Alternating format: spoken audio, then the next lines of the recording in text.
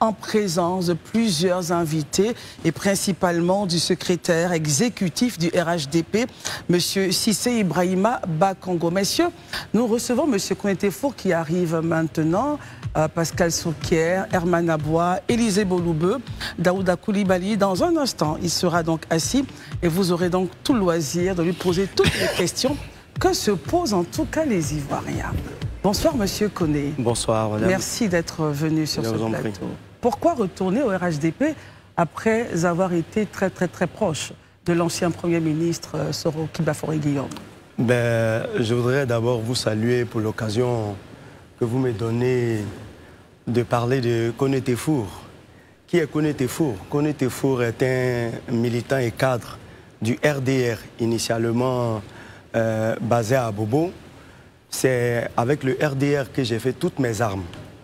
Je voulais dire que j'ai travaillé régulièrement jusqu'à l'accession du président Alassane Ouattara au pouvoir en 2010. À côté de ça, rentrer à l'Assemblée nationale, c'est là que j'ai connu le président Guillaume Soro.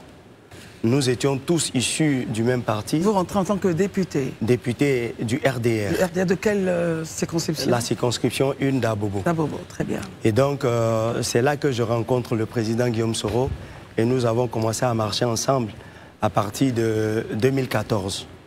Voilà un peu l'histoire de Tefour avec le président Guillaume Soro qui a démarré en 2014 sur un programme que j'implémentais à Bobo. C'était un programme social qui s'occupait de la santé des populations, notamment la hernie, la cataracte et également des parrainages d'activités des jeunesses et des femmes.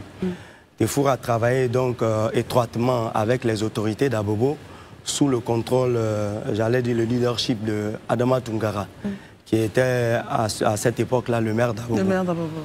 Et donc en 2016, nous avons rempilé encore pour une autre élection, cette fois-ci en tant que candidat du RHDP. Moi à Bobo, mais Guillaume Soro à Ferké.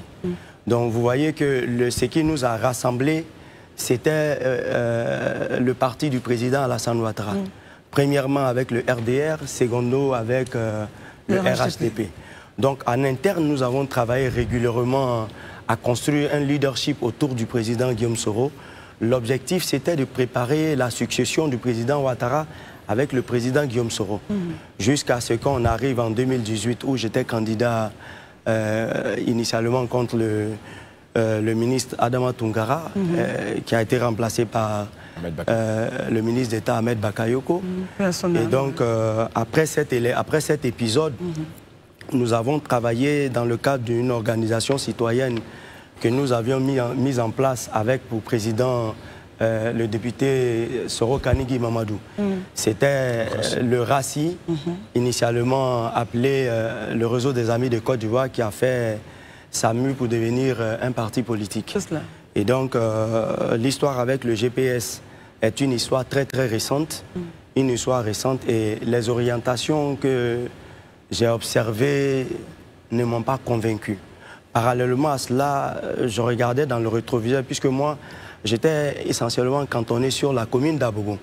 C'est là-bas que j'ai tissé un lien très affectif avec ma population. Et donc, cette population-là, avec moi en consultation régulière sur toutes les questions qui touchaient à la vie de la nation. Notamment quand il y a les élections, nous nous concertons avec les organisations de la société civile, avec les chefs des communautés, avec les chefs des villages, mais également avec la jeunesse. Donc pour moi, Tefour, c'est celui qui suit ce que sa population trace comme sillon. Voilà comment en 2023, je suis allé aux élections. Après les élections, nous avons fait le bilan. J'étais passé même sur votre plateau ici. Mais après les élections, nous avons fait le bilan et nous nous sommes rendus compte que le président Alassane Ouattara était en train de faire ce que nous demandions depuis 2010. C'est-à-dire les infrastructures routières à Abobo, le développement des écoles à Abobo.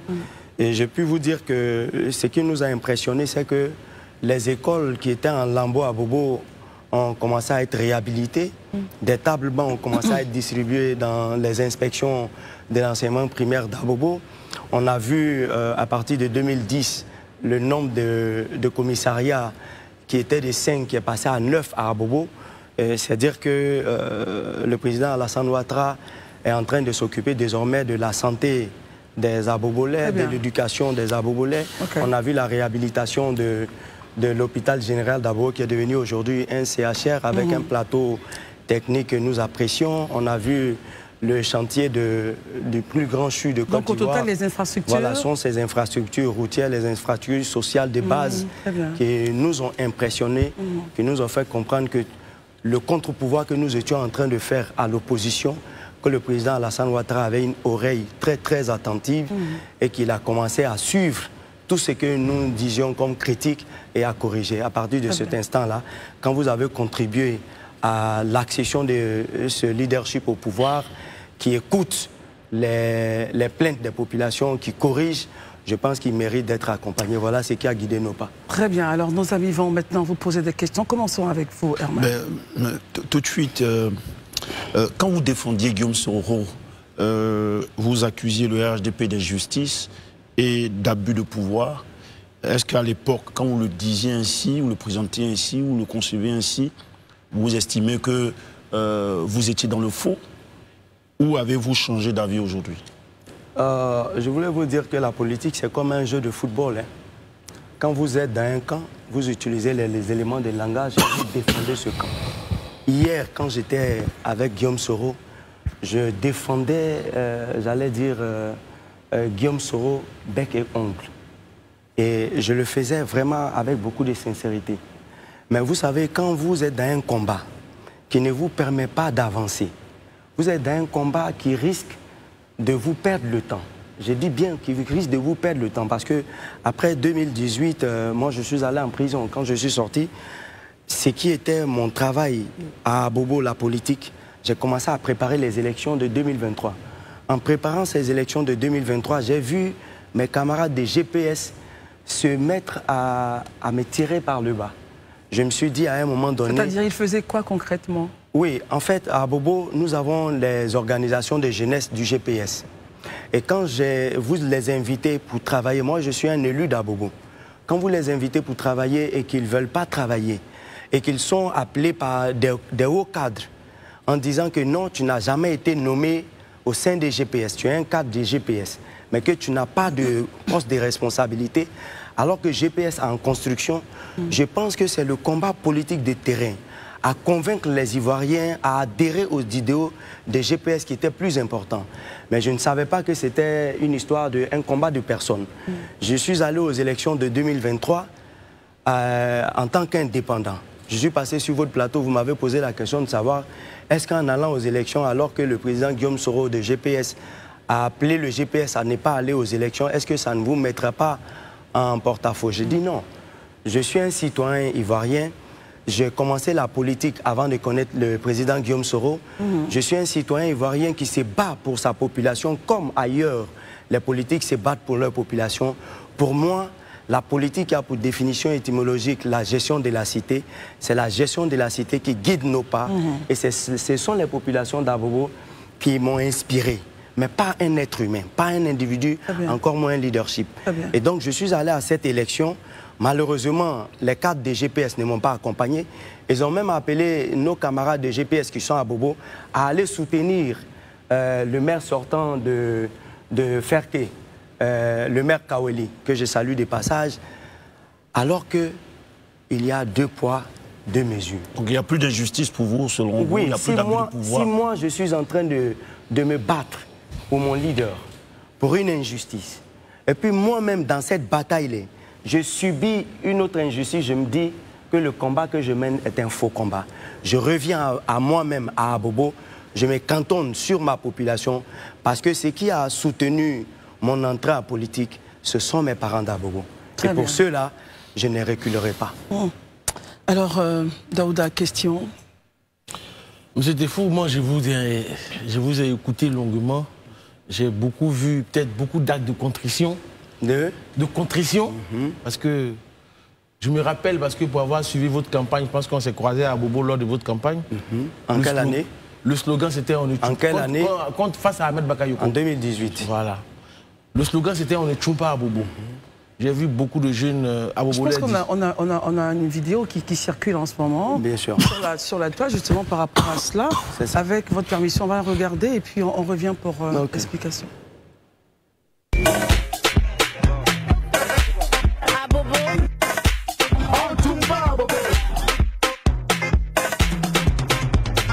À Bobo aujourd'hui, nous on veut le changement. Personne ne peut jouer à Bobo ici. On ne vend pas à Bobo. Nous avons ras-le-bol des politiciens qui veulent nous acheter comme des bétails. Aujourd'hui, la population d'Abobo dit non, non, c'est pour le changement. Voilà, ici là, on ne touche pas à Bobo. Avec pas les milliardaires, ni les milliardaires. Avec les enfants à Bobo. Là, tu commences à se faire à Bobo. C'est quand tu es fou qu'elle a. Ni les milliardaires, il n'y a rien à la place. Chancez, ne touchez pas à Bobo. Ça va rester. Voilà, ils ont déjà tous les bras morts. On ne tourne pas à Bobo. On ne tourne pas à Bobo. Très bien, alors c'est une vidéo donc, qui circule. Peut-être vous allez nous expliquer avec la question de Daouda. Donc je vais terminer. Oui, vous avez vu la vidéo, on ne tue pas à Bobo. Je pense que ces dames, ces jeunes ont cru en vous. C'est ça. Finalement, M. Tefou, est-ce que vous n'avez pas tué à Bobo aujourd'hui? Tout déjà, essayons d'expliquer. Trahi à Bobo. Voilà, merci beaucoup. Bien, ce slogan-là, en 2018, s'adressait à la jeunesse. Ce slogan s'adressait à une population qui, quelquefois, croulait sous le poids de la paupérisation, de la pauvreté. Et donc, nous nous sommes rendus compte que pendant les élections, ceux qu'ils ont appelés les milliardaires venaient distribuer de l'argent. Moi-même, j'avais été approché par le feu Ahmed Bakayoko pour que je renonce à ma candidature. J'ai été reçu en 2017 par feu le Premier ministre Ahmed Bakayoko, feu le Premier ministre Amadou Gon, qui me disait qu'il fallait que je laisse la place à Adama Toungara qui allait faire son dernier mandat. J'ai refusé parce que, en fait, le message que nous étions en train d'envoyer au pouvoir, que nous-mêmes nous avons contribué à mettre en place, c'était de dire que le président Alassane Ouattara avait pour bastion à Bobo. Une fois que le pouvoir est acquis, le président Alassane Ouattara avait promis un plan à dos pour la commune d'Abobo. Et ce plan à dos tardait à venir. Et chaque fois qu'il y a les élections, ce sont des espèces sonnantes qu'on distribuait aux jeunes. On a vu un peu l'entrée triomphale d'Ahmed Bakayoko avec ce qu'on appelle communément les Nyambro, c'est-à-dire les partenaires de la gare. Et leur a distribué de l'argent. Alors, feu Ahmed Bakayoko n'est pas présent peut-être pour se défendre par rapport à... Non, non, non, ce n'est pas une question de défense. Ce sont des choses que tout le monde a vues. C'était sur les réseaux sociaux et lui, il ne cachait rien. Voilà. Et donc, même quand il faisait sa campagne, il appelait souvent des populations, des gens, pour dire à Bobo, désormais, c'est l'argent qu'on distribue. Vous avez tous vu. Vous êtes des journalistes, vous suivez l'actualité. Et donc, ce slogan-là était venu pour dire aux gens, on ne tchoum pas à Bobo. On ne tchoum pas à Bobo, ça veut dire que vous, quand vous serez représentant de Kone Tefou dans les bureaux de vote, il faut ouvrir les yeux, il faut refuser de prendre la main de l'argent du candidat du pouvoir et puis surveiller le vote. Et si vous écoutez la plupart des vidéos, les gens disaient, nous on va aller voter. Mais vraiment, faites très attention parce que ce n'est pas le résultat des urnes qui va être dit. Nous, on leur disait, allez-y voter. Mais si vous avez regardé le mercredi 19 mars 2025, je ne suis pas allé seul pour aller faire ma déclaration à la rue Le Pic. Ce sont ces mêmes populations-là. Quand je suis sorti des prisons, elles sont venues me saluer. Elles m'ont dit, tu es fatigué, il faut changer de politique. Le président Alassane Ouattara a commencé à travailler, nous bénéficions de certaines infrastructures. Ils sont au pouvoir, ils sont forts, ils ne lâcheront pas, c'est leur bastion. Et leur bastion, ils ne vont pas jouer avec. Et en 2018, j'ai refusé de revenir à la maison parce que j'estimais quand même que les résultats qui sont issus des urnes ne sont pas ces résultats qui ont été dits. Après la prison, ils sont revenus encore me voir. Ils m'ont demandé, ton parti politique initial, c'est le RHDP. Nous sommes obligés de nous cacher la nuit pour te suivre. La journée, nous sommes avec eux. Essaie de réfléchir et puis retourne auprès de Papa Ado. Quand j'ai fait le bilan des élections de 2023, je me suis rendu compte que je suis en train de me battre pour des jeunes. Je suis en train de me battre pour des gens qui, eux, se cachent. C'est-à-dire, quand on va les voir, on leur dit, c'est vous qui suivez Konetefou. Non, non, non, non, non, je ne suis pas. Nous, là, c'est Maman Kandia, nous, on suit. Mais la nuit, je viens. Et donc, quand je fais le bilan avec les PV, j'ai eu honte d'aller porter plainte pour irrégularité. Pourquoi? Parce que tu prends plusieurs PV, ces PV sont signés par tes représentants du bureau de vote, mais aucune inscription sur le PV, c'est-à-dire aucune information liée au dépouillement. Qu'est-ce qui s'est passé? Ils ont pris 20 000, ils ont pris 10 000, ils ont signé. Et vous avez les preuves de cela? Oui, mais les PV sont là. Non, si les preuves de l'argent, en fait, c'est ce que je parle. Non, mais attendez, madame, quand vous avez un représentant qui va vous représenter sur un marché, et puis il rencontre votre adversaire, il lui remet vos documents signés, alors que vos documents doivent porter les informations des élections. Tout à fait. Qu'est-ce qui s'est passé? Vous déduisez quoi? Qu'il allait vendre votre représentation. Et c'est ce qui s'est passé. Nous avons des superviseurs qui ont attrapé des représentants des bureaux de vote qui disent qu'à Tefou lui donne 5 000 pour toute la journée, on passe, alors que voilà, les gens sont en train de nous donner les 10 000, les 20 000 ici. Quand j'ai fini de voir ça, j'ai fait le bilan avec mon staff, ce qui est ressorti, c'est de ne plus perdre le temps. L'opposition comme le pouvoir ont pour ambition de travailler pour le bien-être des populations, la gouvernance. C'est pour qui nous travaillons pour la Côte d'Ivoire. Si vous êtes à l'opposition et que l'opposition elle-même ne veut pas vous pousser à aller de l'avant, que le pouvoir a envie de travailler avec vous et que vous vous rendez compte qu'une partie de votre programme est en train d'être déroulée par le candidat du pouvoir, vous vous dites, je vais aller les encourager à continuer. Parce que pour Konetefou, il ne s'agit pas d'être coûte que coûte maire d'Abobo, mais il s'agit de regarder est-ce que ce qu'ils sont en train de dérouler fait partie de ce que j'avais pour ambition. Quand je vois ça dedans, j'ai dit j'encourage pour ma population. Et c'est cette population-là, dans son entièreté. Vous avez vu les chefs de communauté. Très bien. Ensemble. Vous avez vu les jeunes, les femmes, les guides religieux chrétiens, les guides religieux musulmans. C'est ceux-là qui m'ont encouragé à aller au RHDP. Et c'est ceux-là qui m'ont accompagné. Alors, donc, on ne tchoum pas à Bobo. C'est ceux qui sont en train de bavarder aujourd'hui en sortant ces vidéos-là. Ces vidéos-là s'adressaient à eux. Parce que eux, ils ont la tête baissée. Ils pensent que la politique, c'est tête baissée, aller droit dans le mur. J'ai dit non, nous, la politique, on avance les yeux ouverts et puis on encourage pour tout ce qui est bien-être pour de la population. Pascal et Élisée, donc, question. Donc, il nous a expliqué avec les questions d'Herman et de Daouda pourquoi il revenait au RHDP. Messieurs, dames, question sur sa présence maintenant là-bas. Qu'est-ce qu'il y fera? Enfin, bref, vous avez le plateau. Pascal Souquier, c'est à vous. Monsieur Konetefou, ce que vous dites en filigrane, c'est aussi que non seulement vous avez développé un vrai désamour à l'endroit de ce qui était votre formation ancienne, c'est-à-dire tout ce qu'il y avait comme manigance, si je peux le dire ainsi, au sein du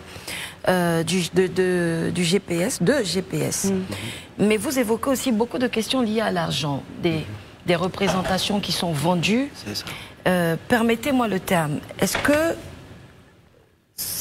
cette arrivée au RHDP a été achetée? Monnaie. Votre arrivée au RHDP. Parce que vous dites, les infrastructures n'arrivaient pas. Pour moi, c'est une posture limite. Pourquoi je vous dis ça? Vous savez très bien que nous sortons de la crise en 2011 et qu'il y a à avoir de nouveau la confiance des investisseurs, de la communauté internationale, de tout le Gotha financier. Donc ça prend du temps. On ne peut pas reconstruire tout de suite. C'est le temps que ça a pris et vous dites aujourd'hui, vous l'attestez, à Bobo, on a reçu les fruits et même si vous en attendez encore.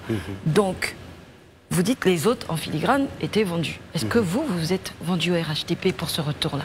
Ça, c'est la première question. D'accord. Bien. Peut-être une petite relance à la fin, allez-y. Pour répondre à votre question, je veux vous dire que ma réaction face au pouvoir n'est pas venue en 2012, ni en 2013, ni en 2014. Je vous parle de 2016, 2017, 2018. C'est-à-dire que le président Alassane Ouattara est venu au pouvoir nous avons attendu, parce que la priorité pour lui, quand il venait faire les meetings à Bobo, mobilisez-vous parce que à Bobo, il y a beaucoup à faire. À Bobo, vraiment, quand je prends le pouvoir, je commence par à Bobo. Pour nous, 2012, 2013, 2014, 2015, 2016, on a suffisamment attendu. On va à une prochaine élection présidentielle. Le président Alassane Ouattara va revenir. Il n'a pas encore emboîté le pas au développement à Bobo. C'est pour cette raison que nous nous sommes mis dans l'opposition pour créer le contre-pouvoir. Mais nous n'étions pas partis. Nous étions encore dans le RHDP. Et nous avions créé des mouvements citoyens qui étaient le RACI.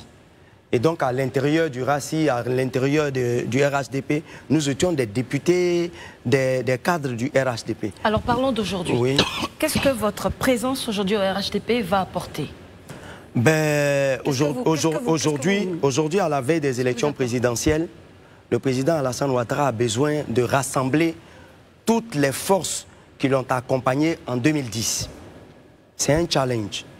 Pour moi, en revenant au RHDP avec tout mon soutien, ceux qui m'ont accompagné pendant les élections... Qu'est-ce que ça représente, votre soutien? Qu'est-ce qu'il y a à l'intérieur? On va peut-être le laisser finir. Madame la journaliste, vous avez suivi, vous avez participé... vous avez participé à l'élection de 2018, vous avez suivi également les élections de 2023. Moi, je ne viens pas ici pour vous dire le poids que je représente.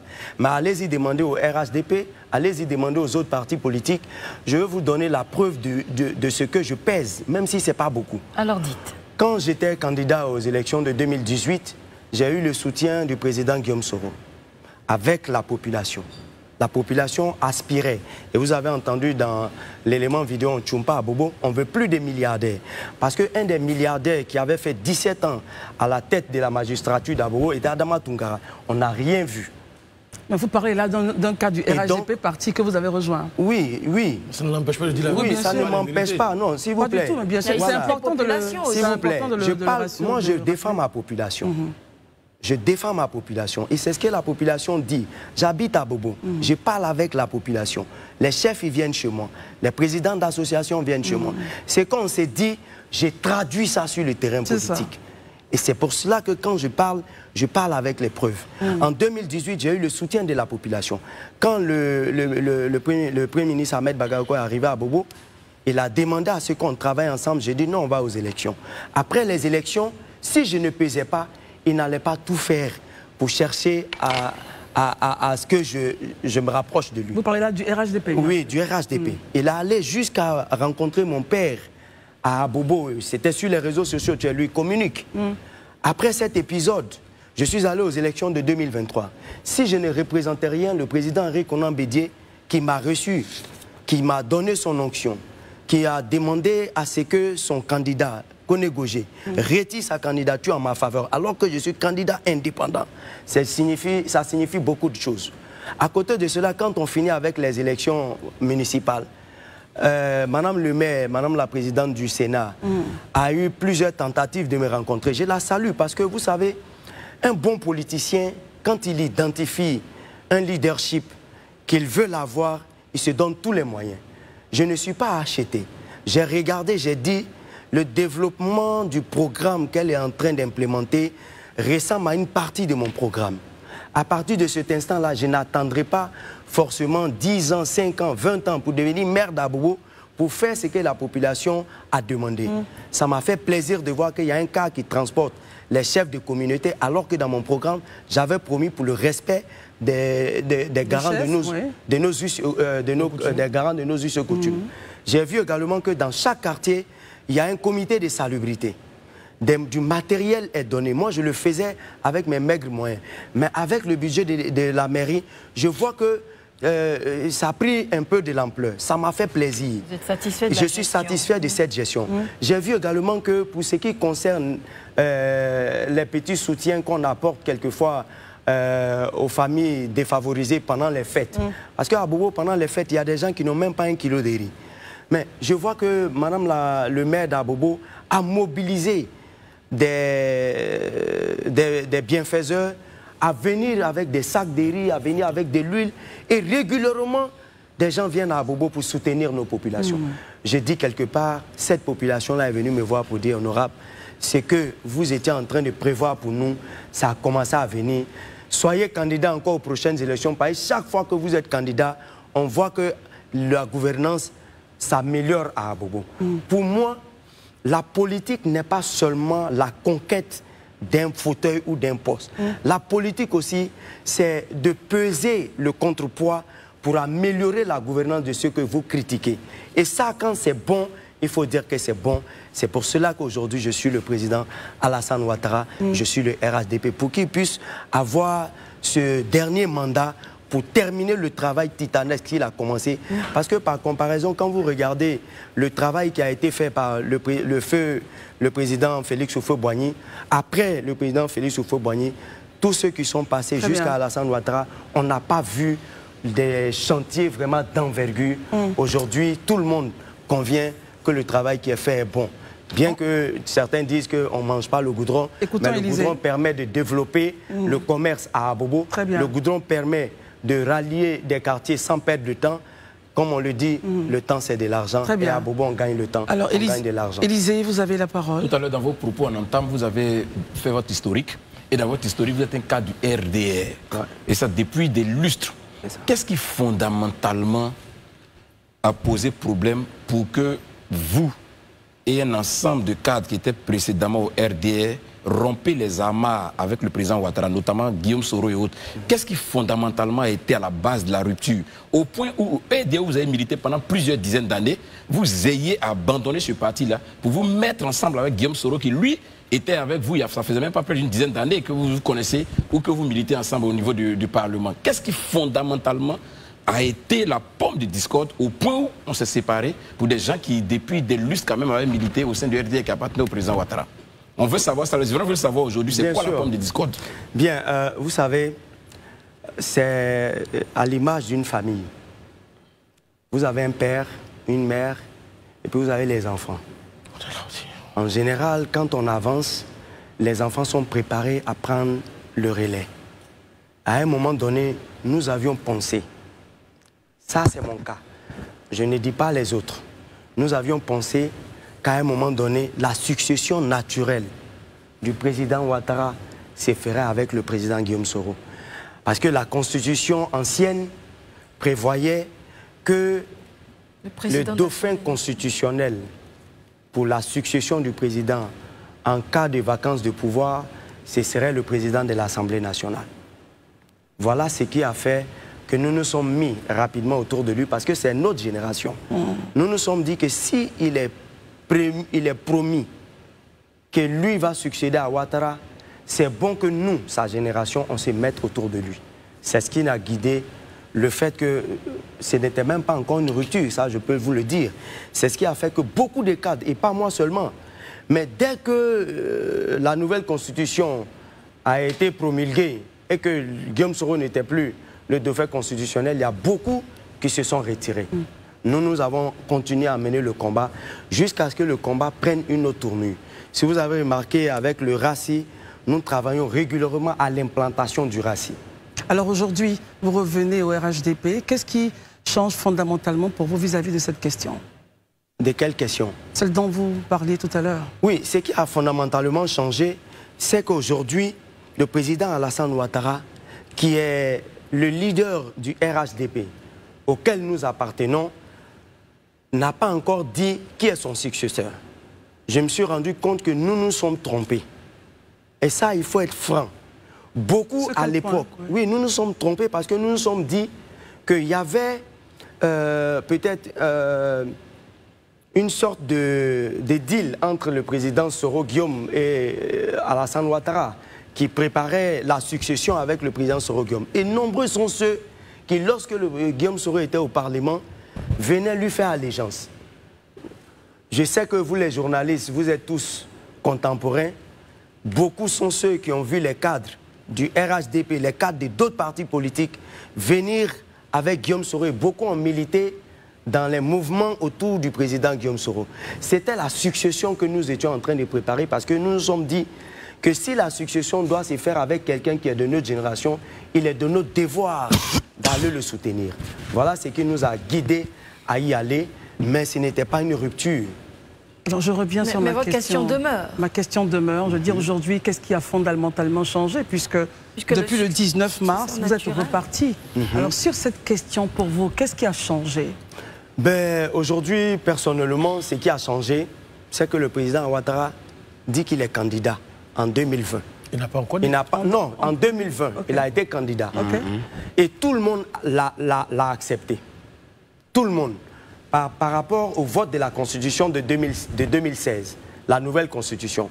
Parce que ceux qui étaient en train de faire la campagne contre cette Constitution disaient que si vous votez cette Constitution, elle va permettre au président Alassane Ouattara de briguer 2 autres mandats. Et ceux qui étaient en train de faire la campagne savaient pertinemment que si cette Constitution nous permettait de rentrer dans la 3e République, allait permettre au président Alassane Ouattara de briguer 2 autres mandats. Le oui l'a emporté. Si le oui l'a emporté, que le président Alassane Ouattara n'a pas dit que lui se retire, pour moi, ce qui a changé, c'est l'idée qui a soutenu le fait que moi, je suis allé derrière le président Guillaume Soro pour préparer la succession. Cette idée-là n'est pas d'actualité. Et si cette idée n'est pas d'actualité, je retourne dans mon parti initial. Très bien. Alors on va les messieurs une question sans relance pour gagner le temps. Il nous reste 6 minutes. Pascal. Est-ce que vous vous présenterez aux prochaines élections municipales à Bobo? Quand je partais aux élections de 2018, je me suis préparé avant de dire en 2017 que j'allais être candidat. Je suis à 3 ans des élections municipales. Ce qui est important pour moi aujourd'hui, c'est l'élection présidentielle. Parce qu'en tant que citoyen individuellement pris, je dois participer au choix de celui qui va diriger la destinée de la Côte d'Ivoire. Pour l'instant, candidat au municipal? Non, je ne l'ai pas dit. Moi, je suis un homme politique. Dans 3 ans, je vous dirai si je suis candidat ou pas. Je m'en vais au RHDP. Si demain le RHDP me désigne comme candidat, j'irai. Si le RHDP ne me désigne pas, je m'aligne en tant que militant discipliné. Très bien. Herman, question. Votre revirement signifie-t-il que le combat de Guillaume Soro était une erreur? Et j'imagine que vous avez certainement échangé pour lui présenter votre projet de retour au RHDP. Quel commentaire n'a-t-il fait? Et si, comment est-ce que vous travaillez à ce qu'il vous rejoigne au RHDP? Bien, je voulais dire déjà que ça fait 3 ans et demi que je ne suis pas en contact avec le président Guillaume Soro. Alors que à l'intérieur de ces 3 ans, j'ai pris la décision d'aller au RHDP. Donc, je n'ai pas eu de contact avec lui. Il n'est pas informé. Ça, c'est un. Daouda, question? Bon, moi, ma question n'est pas sur... Je suis sorti du passé, on est dans le présent. Depuis la semaine passée, la liste électorale provisoire a été affichée partout. Donc on est dans le contentieux. En tant qu'acteur prépondérant des élections en Côte d'Ivoire, on voit qu'aujourd'hui, il y a beaucoup de contestations autour de la CEI, de la liste électorale. Quelle analyse vous faites de cette situation au-delà de tout? C'est-à-dire que c'est l'analyse de l'ancien candidat que je veux. Maintenant, après, si vous voulez, vous pouvez parler en tant que militant du RHDP. Bien d'accord. Vous savez, en période électorale, les questions liées à la CEI ont toujours fait, j'allais dire, mousse. Nous nous souvenons que chaque année, depuis 2010, à chaque fois qu'il y a élection, bon, tout le monde dit cette CEI-là va brûler la Côte d'Ivoire. Les gens disent que cette CEI-là est déséquilibrée. En 2010, vous avez vu un peu la scène qui a soutenu la proclamation des résultats. Aujourd'hui encore, c'est la même CEI. Quand j'étais candidat aux élections de 2018, je mettais en garde la CEI pour que les résultats des urnes soient dits.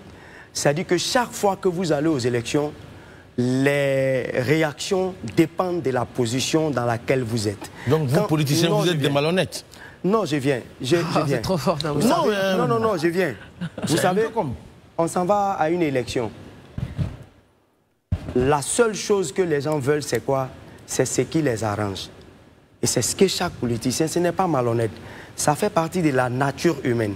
Quand vous allez à un combat, vous voulez que toutes les armes soient en votre faveur. C'est la même chose que tout le monde fait. Hier, quand le RDA était dans l'opposition, le RDA a dit que non, la CEI là est déséquilibrée. Vous avez vu un peu, c'était Robert Begri-Mambé, après c'était Youssouf Bakayoko. C'est la même chose, rien n'a changé en politique. Peut-être vous pouvez interpréter que les politiciens sont malhonnêtes, mais dans la vie en général, quand vous êtes dans une lutte pour la quête du bien-être, vous vous battez pour que le meilleur vienne à vous. C'est ce que chacun fait. C'est ce que chacun fait. Aujourd'hui, l'analyse que je fais, c'est la même analyse qui est à chaque fois qu'il y a des élections. Ceux qui pensent qu'ils sont dans l'opposition, qui n'ont pas suffisamment de, j'allais dire, de force, pensent que c'est la CEI qui est le problème. Aujourd'hui, c'est la même chose. Vous êtes pour moi, contre la révision de la liste électorale avant les élections. S'il vous plaît, c'est Élysée. Les Ivoiriens, qu'ils soient pour ou contre, la révision de la liste électorale est une révision qui est dite par la loi.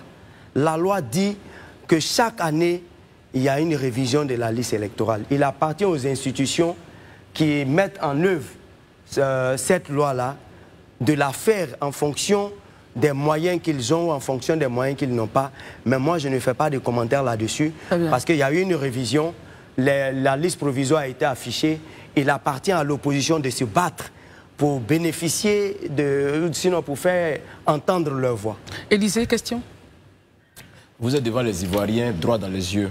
Votre venue au RHDP a été l'objet d'un compromis. Vous a-t-on promis un poste? Ou si on ne vous a pas promis un poste, aspirez-vous à avoir un poste dans le RHDP? Si oui, lequel?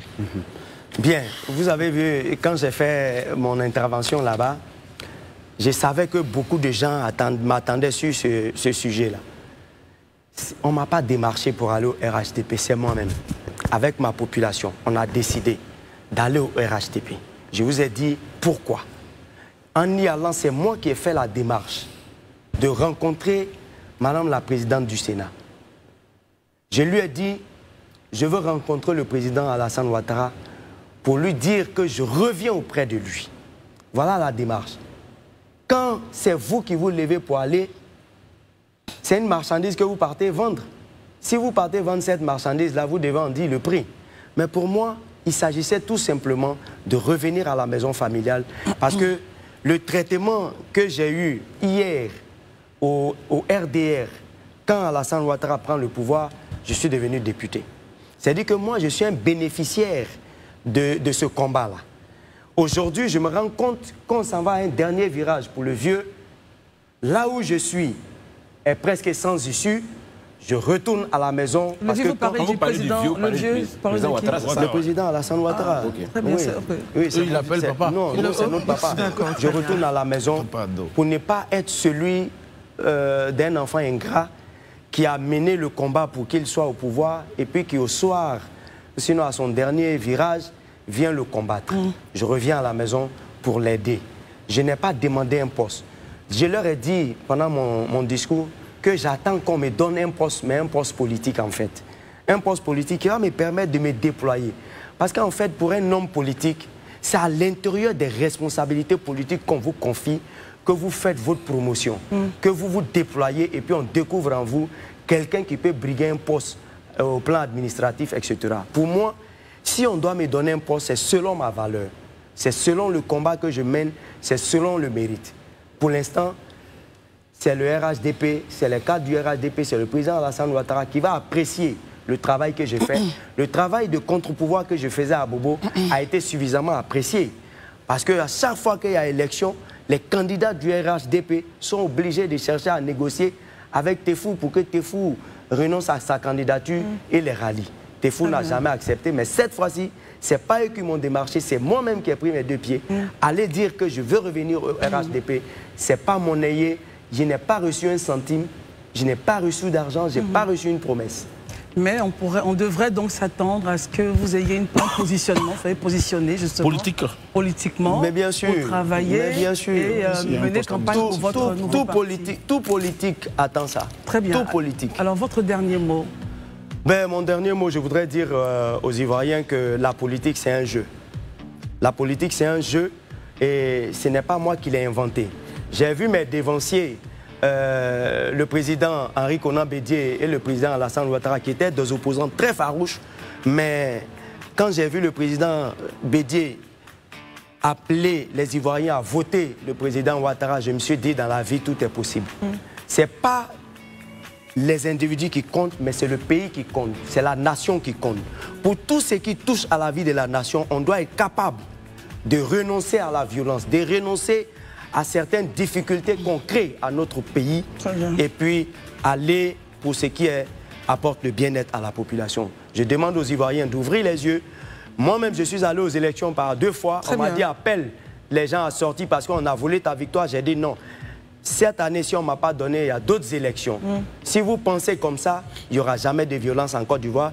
Il n'y aura jamais des politiques qui vont conduire les enfants à aller à la violence et puis après, on va compter des morts. Très bien. Moi, je demande aux Ivoiriens de ne pas mourir pour les politiciens, mais d'ouvrir les yeux pour tous ceux qui apportent un bien-être à la population, de les suivre. Très bien. Merci beaucoup, M. Koné-Tefo. On a eu beaucoup de plaisir à parler avec vous. Je rappelle que vous êtes cadre maintenant du RHDP depuis le 19 mars. Vous avez quitté votre ancienne base, qui était le GPS parti de Soro Guillaume, ancien Premier ministre de Côte d'Ivoire. Merci d'être venu. Je vous en prie. Et notre émission se poursuit. On part au journal avec Isabelle Vauvor. On espère que les éléphants se battent bien sur le terrain du côté du Félicia. À tout de suite.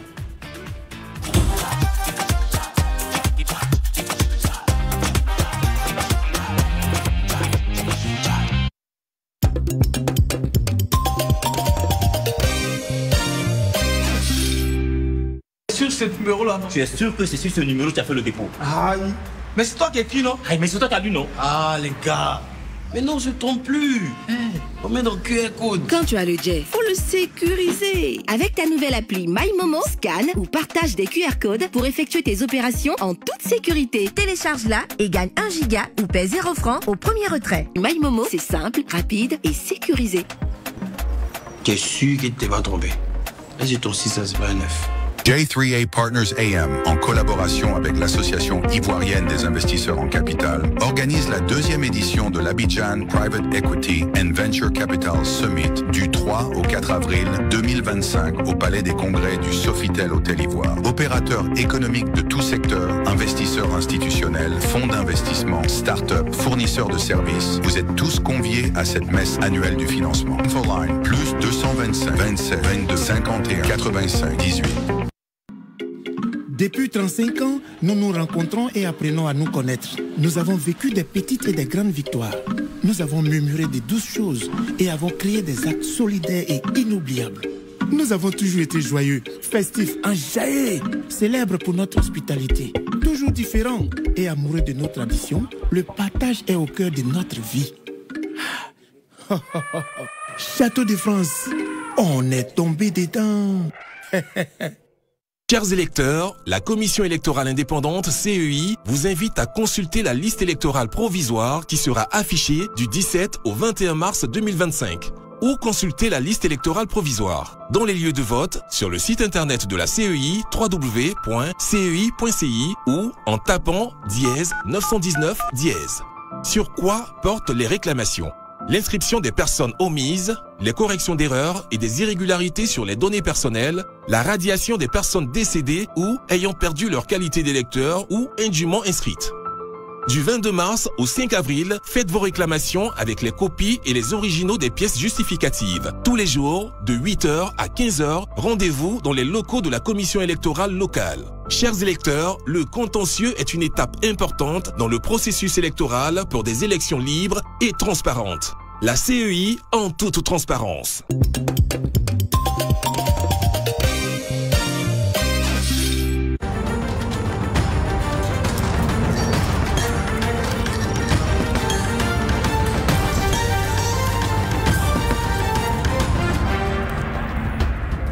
Mesdames et messieurs, bonsoir et bienvenue à l'édition du 1945 de ce lundi 24 mars 2025 qui ouvre une nouvelle semaine d'information. Et on y va tout de suite avec le sommaire.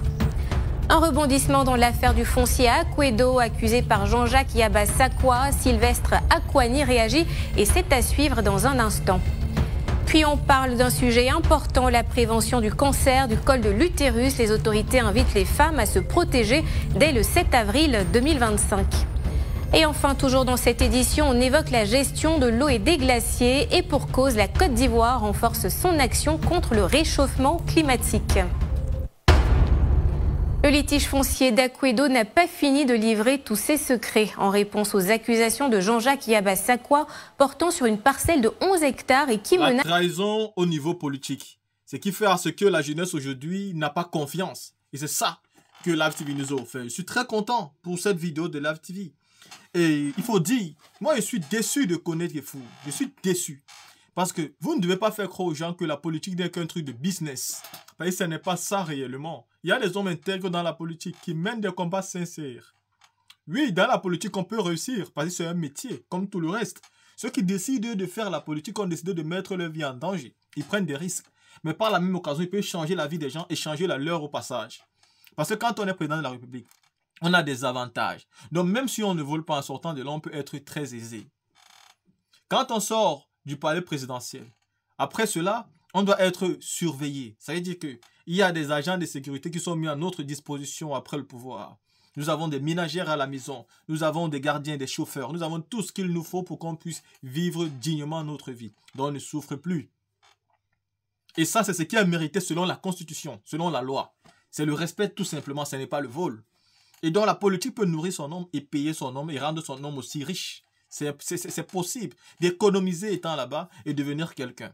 Vous n'avez donc pas besoin de dire aux gens que la politique est tout simplement la marmaille, la corruption, c'est-à-dire une affaire d'argent. On a besoin d'être riche. Aujourd'hui, qu'on était fou.